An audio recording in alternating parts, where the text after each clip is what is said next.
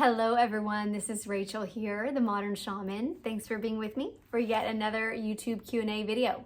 And like always, if you haven't already, I would encourage you to subscribe to this channel, like, comment, share, hit that bell notification to find out when I upload new videos each week to kind of keep in touch with me. And if you'd like to send in your question, or if you want to know more about me as an individual, my sessions here in the office or online via Zoom or the phone, all of that's available, as well as my teaching curriculum, on my website at themodernshaman.net. It's a great resource and hub, and I always send people there just to get further connected if this video just piques your interest and you want to take it a step further with me. I would encourage you to do so. Also, I want to remind you guys, I am having my first big event that I'm housing here at my house since before COVID. This is my first in-person event that I have done with a group since COVID. I've had sessions here in the office, but I haven't invited a big group together and really housed and led anything. And so it's been on my heart for a while, and it is going to be a phenomenal time, an event. And so if you're anywhere near San Antonio, I would encourage you to come out for that. It's on December 21st at 6 p.m. here at the house. If you are interested, just send an email to themodernshamanemail@gmail.com and I can give you a little more information about it. My assistant will send you kind of the link to find out more information. It's going to be amazing. We're going to have food that's kind of seasonal and focused on connecting us with the circadian rhythms of the earth, things that feed us in this time of wintering. We're going to have a powerful drumming circle outside in the courtyard, and then we are going to align and have gongs played while we activate solstice energy under the moon. In that warm water, I'm going to heat the pool so it'll be like a womb-like space. It's just going to be phenomenal, and it's going to be awesome. So if you're interested, again, send that email to themodernshamanemail@gmail.com and I can get you more information. All right, here's the question this week. It says, "Hi Rachel, thanks for everything you do. I was fascinated by your last video on shamanic energy melding, and I wanted to know what animals you have energy melded or shape shifted with. What was it like? What is the most interesting animal you've done this with? I've always had a connection to animals, but would love to delve deeper into melding with their brains and bodies, even though I feel like I have very little connection with my psychic ability. Thank you for sharing your profound gift." This is a fun one. So it's a follow-up, and I would suggest if you haven't watched that previous video, I'll put a link to it at the end of this video so you can watch the video on shamanic energy melding. And there's a lot there. The first thing I want to say is don't write yourself off as not psychic. So many people, just because our media portrays psychics as predominantly clairvoyant, getting visions and things like this, premonition, they feel like they're not psychic if that's not their predominant way of receiving information from the non-physical realm. But when I teach psychic development, there are 6 identified psychic senses, and there's many more than that, but those have been validated. They have been studied by parapsychologists with great scientific rigor. Like, they go into scientific processes through extrasensory perception to identify 6 specific, well-known and defined, and these have been utilized through the government. All sorts of think tanks utilize these traditional 6 psychic senses, and one of them is clairsentience, which is just the feeling of non-physical energy. And oftentimes when we connect with animals, when we are natural healers, when we have empathic awareness of others' emotional tone, this is the psychic sense of clairsentience. So don't write yourself off as being not psychic or having very little psychic ability, because the psychic realm is communication through our soul, through our spirit, and this is who you are beyond form, right? If you have dreams, you are psychic because you're not using your eyes, sweetheart. Most of us have our eyes closed when we're sleeping, when we daydream, right? We are not using our visual eyes. So there's so much of our psychic realm that is so native and like intuitive to us as a being that often we miss the forest for the trees and we think, oh, I'm not psychic. Well, yeah, that's just how you think and your being and how you live. But oftentimes we don't pay attention to it or validate it. So don't write yourself off. Okay, that's my little boost for you. Let me get into your questions. What animals have you energy melded or shape shifted with? All right, I'm going to tell you about my little weird world. I've done a lot. Oftentimes when I do readings for people for animals, like if mediumship or any sort of animal communication, I am energy melding with these animals because energy melding is my preferred way to read people and events and how I like to connect and do my sessions. I typically do this with all that I connect to, and that's including angelic entities, galactic beings, elementals, so wind, water, fire, trees, plant life, as well as the animal kingdom. I've done a lot of energy melds in my time, but it's most often with like cats and dogs because these are our animals that we love and that typically live with us and that people ask about. So those are more often the ones that I connect with. Although I have done it with snakes. I'm trying to find a snake one time. Those are a little harder. Reptiles are a little harder. Amphibians are a little harder. They're just so different. And so the brain and the functionality is very different and therefore hard to language to people. Like they don't have likes and dislikes in the same way that we do. I've done, when I teach shape-shifting and in my workshops, when we were practicing elemental alignment, we would shapeshift, and a lot of times I would move into like a wolf. I have a natural kind of connection to that. I love that shapeshifting. I've done deers and rabbits. I've done birds, hawk. I really like the hawk. And I really enjoy shapeshifting into birds. The perspective and the feel is of being in that body is so exhilarating because it's so different from our body and free. I feel so free when I'm in the body of a bird. It is very expansive feeling. I can feel it even just right now. I'm starting to talk about it. I've done dolphins, whales. Haven't done any little fish now that I think of it, but I think I mean, what is it like? That is a big question. It's different for every animal type. And everything shifts. So I can't really give you this is what it's like always, but typically when I move into an energy meld with an animal, first I just get used to being in that body because the bodies are so different that I kind of have to stretch out, and I describe that process in the shamanic energy melding. Those are the techniques that I myself do. First, when I get into the form, I just kind of stretch my consciousness into the form, like water filling up a glove. So I kind of make sure that I can get all the way to the end. Say, for instance, if it's a whale, I'll get all the way in, every little fin, every little shape. I'll kind of move into the sensational aspect of it, the teeth, the mouth, the eyes. And then I'll settle first in the top, so what would be considered the head, and kind of go into this area of the form. I will kind of sit for a while with perspective, especially for those that have very different vision or optics than we do. We're not used to seeing like that. Like a whale is super spread out. The eyes are on both sides here. So the perspective, you just feel like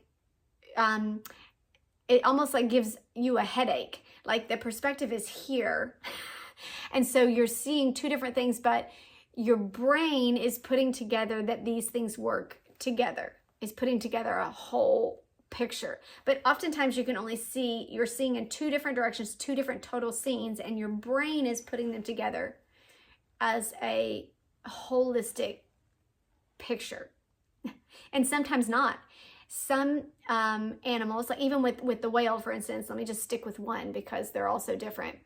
When I was in the body of the whale, I might see and I might be aware of the whole picture, but I'm almost like using my own cognition to know the whole picture. I'm not seeing the whole picture. I'm seeing two things. And then at the same time, I can kind of oscillate them and focus the attention on one. Say, for instance, there's something over here that I want to go towards or that I hear. All of my visual attention is here, even though this is still happening. And so it's hard to describe from a human experience because it's very non-human.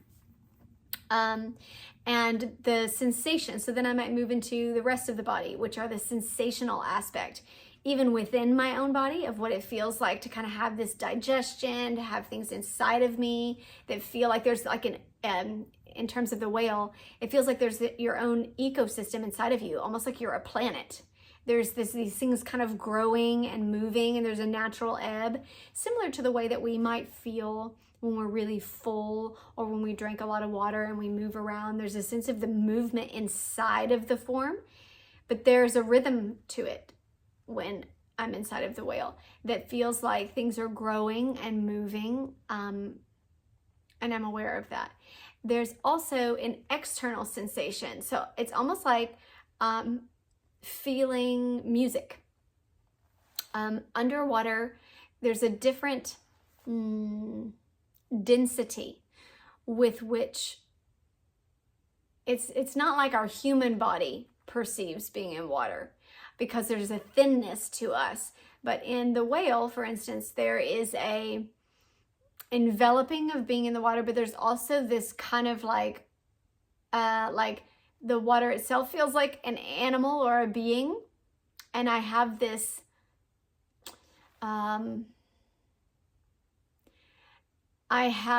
communication with the water as a being, like we are communicating with each other, like there's a consciousness to it.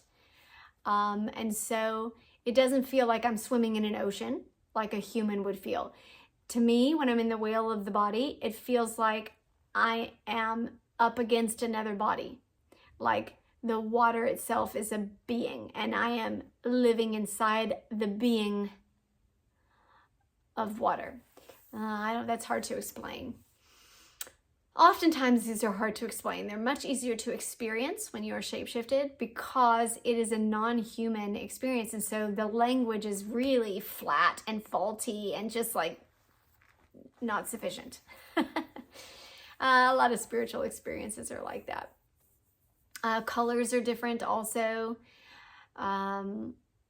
Certain animals see in black and white, like so everything will be black and white, or almost feel like night vision, where you're like everything's black and white, but then some little things will have like glare, or it's not even glare. I don't even know what color that is or what those optics are, but they almost feel like certain things have streaks of light within the variance of the black and white. Like luminance. Not like they glow, but kinda. But there's an energy to it, and I'm aware that that's living when I'm in certain bodies. So I can decipher things that are alive and moving in the forest. I'm moving into like the wolf body or things like this. So that perception is very different. The one thing that I will say that is very freeing is that there's no ego with animals. And it's very instinctual. So the thought and the movement of the body are in such harmony. So when you're inside those bodies, it's like you just think of something and you're doing it. Like you're not like second guessing yourself. You're not there's no ego that you're having to like work through, or like self-doubt or insecurity or this, it's like that. It's super, super intuitive and harmonious with the way that you feel something. There's a primal hunger, and I go and I do it. It's like my doing and my being and my thinking are in such harmony. And this is very freeing to a human. And the character traits are fully embodied, right?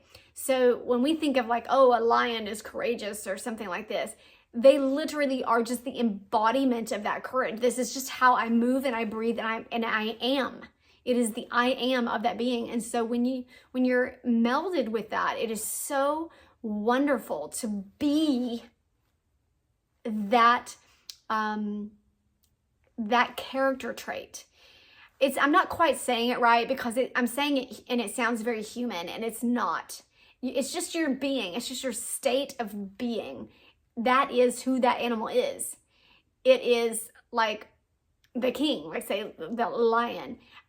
And I am being that king of the jungle. I don't have a sense of arrogance to myself, right? As a human, we would think of it like that. And there's comparison to it. It's not like that. It's just the fullness of the embodiment of that trait. So this is very powerful for us as humans when we are, say, lacking in courage or bravery or something like this. I'm just going to use this example because I'm thinking of the lion. And I am able to shapeshift into a lion for a few minutes in my morning meditation. And I am able to fully feel what that feels like without doubting. It is just instinctually me. I am brave. I am. And I'm not doubting that. And there's nothing other than that. I cannot be anything other than what I am. And then to move out of that meditation time and into my regular waking day. Maybe I had a job interview later that day and I wanted to feel brave and I wanted to feel like the king of my life. And I have melded and I remember what that actually feels like. I have an energetic imprint of that now in my being because we are one at that core level. And we have access to this connection. This is the connection that really so many species have, this kind of hive-minded connection. And I believe that we as humans also have this. We have just forgotten it. And so, I could give many examples of that. When women are together and their menstrual cycles automatically begin to be harmonized and be at the same time. There is a hiveness, a connectedness that happens on the human level, but we often forget this. And so it is very easy to have the energetic imprint from an energy meld or a shapeshift that you've done with an animal and to carry that now within you. And then to offer it to all those that you're around. You walk into your workforce and you are beaming this energy of like a lioness, and people can feel it. They may not identify what it is that they're feeling. They may not be as conscientious or conscious of what's going on behind the skin, but they will feel it. They will feel the energetic difference. Okay, let me go on to your next question. What is the most interesting animal that you've done this with? They're all interesting. I think the most interesting animal, I will say, I was actually doing a past life reading one time on someone, and this was literally just in a fair. I was sitting and I was touring, and it was like a quick session, and someone had a question about a past life with her boyfriend at the time. And I went into this body that was like a mermaid. It was super fascinating. And I was energy melded into this body of this mermaid and this merman. And that's kind of where their relationship started. But it was more like like another species. So I would say like an alien species that lives in our ocean.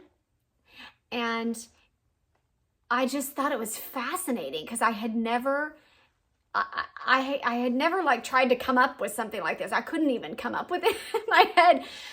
And I just thought the body, when I was in that body, it was so interesting to me because I had the top part, which was very human-like. I had no hair, so I had a bald head, but I had a head figure and kind of the face that looked similar to mine, although I had no eyelashes and hair. So I just had lids and things, but I had these like weird gills on the side of my chest on both sides, almost like the ribs could, it's almost like as if I had ribs on the side of my chest cavity, and there were these little inlets of like fins that kind of would feed, and it was almost like I could breathe the water or the air in the water through these little fins. And what was fascinating when I was doing this past life reading and I moved into this body that was her in this other expression or incarnation, and I saw the person that she's in the relationship with now, and he came up and they were kind of like mating, like choosing one another. It was almost conversational, so it wasn't like you're going to be my lifelong partner. The mating was kind of like, let's connect, similar to the way that we would hug, but there was so much sensation to it. It felt fantastic. And it was like the fins would kind of go like this. Like the bodies of the mermaids would kind of come up right against each other, and the fins would fit like this and kind of flap like this. And the very edges, there were these little, y'all, this is so different than ours, almost like tentacles, but these little feelers, like tiny little feelers, and they would kind of rub up, and I'm talking like thousands of tiny little feelers on the inside of these little fins, but the sensation was like super overwhelmingly fantastic. I was just like, oh my gosh, this body is amazing to be in this body. And this was the way they kind of, I don't know if they were mating or like hugging or saying, I see you, I'm connecting with you, I recognize you. But this was the way that they kind of, when they both came up together, they did this. And I loved being in this body. I wanted to like stay in this body because I was so fascinated by it. And the sounds, the way that they communicated came from inside the throat. They didn't open the mouth, but it was like a vibration in the throat. And it just, it wasn't like our throat, so it wasn't like our vocal cords, but it was kind of like a, I don't know, like a skin drum, like I don't know how to explain that, but anyways, it was, and there were all these different ways of communicating through this. And then again, the other body would feel the vibration of that sound and interpret the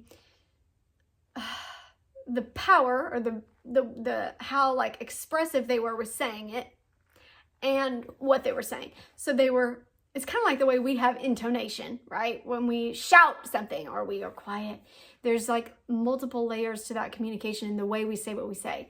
So there was so much, I was just fascinated. It was super fascinating. And I kind of wanted to like float around and look for like, where do I live? Where are my towns? What is the whole dynamic of this? That was fascinating. It blew me away. I mean, I'm still remembering it now, and it was probably 8 years ago. I mean, you know what?